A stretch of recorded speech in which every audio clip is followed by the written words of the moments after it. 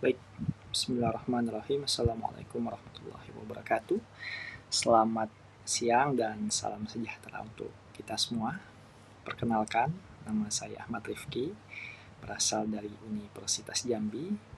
Pada kesempatan kali ini, saya akan menyampaikan materi mengenai mata kuliah penelitian tindakan kelas. Adapun sub materinya adalah identifikasi dan rumusan masalah pada penelitian tindakan kelas.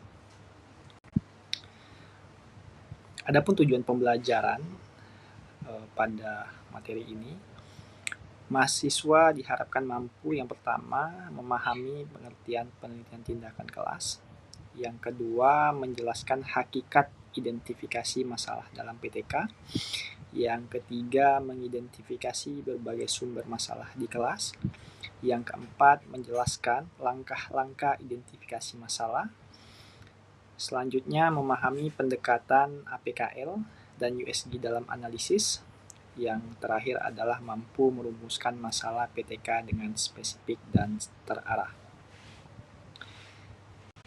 Baik, nah apa itu penelitian tindakan kelas? Jadi penelitian tindakan kelas menurut Chemis and Taggart ialah penelitian yang dilakukan oleh guru di kelasnya sendiri untuk memperbaiki proses dan hasil belajar secara berkelanjutan. Jadi bagaimana guru melakukan PTK ini untuk melakukan perbaikan di dalam kelas seperti itu. Selanjutnya ada karakteristik PTK. Karakteristik PTK itu yang pertama adalah masalah nyata. Jadi masalah nyata itu berangkat dari permasalahan faktual yang benar-benar dialami oleh seorang guru dan berada di dalam kelas seperti itu. Terus yang kedua, dia bersifat siklus. Siklusnya itu meliputi perencanaan, tindakan, observasi, dan refleksi seperti itu. Jadi dia bersifat siklus. Nah, itu yang menjadi karakteristik PTK. Yang selanjutnya ada tindakan reflektif, itu kolaboratif dan berbasis pada refleksi untuk merancang perbaikan kualitas pembelajaran. Selanjutnya, pemahaman yang kedua ialah hakikat identifikasi masalah PTK. Jadi diperlukannya untuk mengidentifikasi masalah PTK itu pertama untuk menemukan kesenjangan. Nah, gap antara kondisi nyata di dalam kelas dan kondisi ideal yang diharapkan. Nah, gap inilah yang akan menjadi cara kita untuk menentukan masalah ini benar-benar terjadi seperti itu. Yang selanjutnya fokus pada kualitas. Jadi tidak semua bisa diteliti, tapi memang harus diseleksi seperti itu, diseleksi dan mana yang layak untuk diseleksi dari permasalahan-permasalahan yang ditemukan. Nah, pentingnya identifikasi masalah ini apa kira-kira? Yang pertama, identifikasi masalah yang tepat ini akan menentukan arah penelitian seperti itu.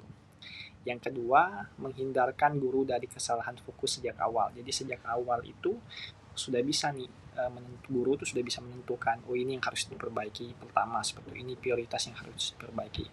Terus yang selanjutnya mempermudah penyusunan tindakan, dan yang terakhir adalah menjadi fondasi utama keberhasilan siklus pada PTK seperti itu.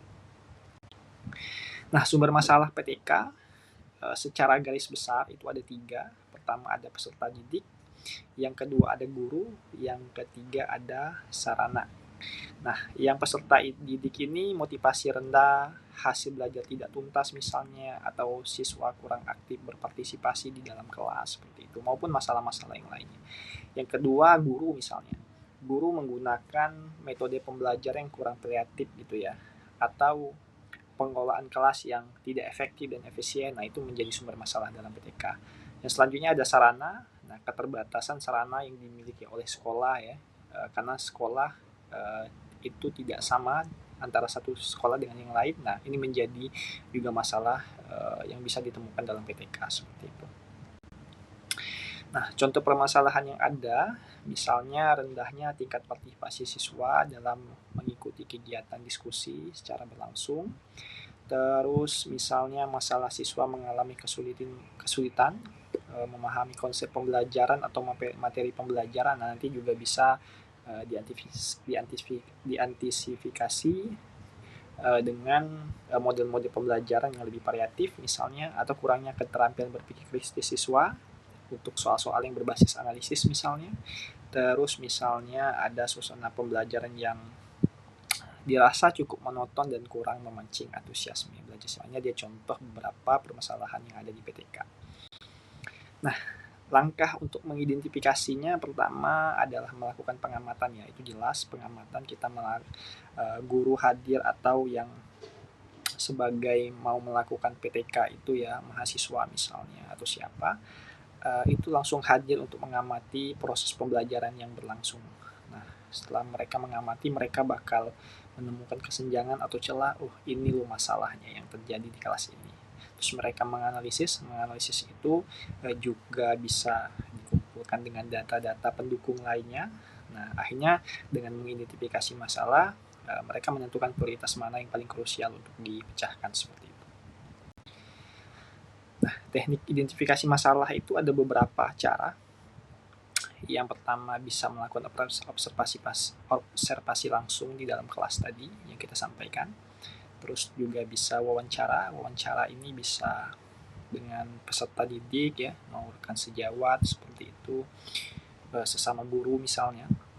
Nah, ini juga bisa menggali informasi, terus dokumentasi dan tes misalnya untuk melihat nilai mereka, terus hasil tes belajar mereka seperti apa. Nah, di situ kita juga bisa melihat masalah, oh misalnya di kelas ini hasil belajarnya relatif rendah. Nah, ini ada apa dan bagaimana cara menyelesaikannya. Selanjutnya ada refleksi guru, catatan dari guru ya, guru kelas misalnya, guru mata pelajaran apa misalnya, apa yang mereka temukan sehari-hari di kelas itu, seperti apa dengan siswanya dan lain sebagainya. Nah, itu bisa menjadi teknik untuk kita menemukan masalah tadi.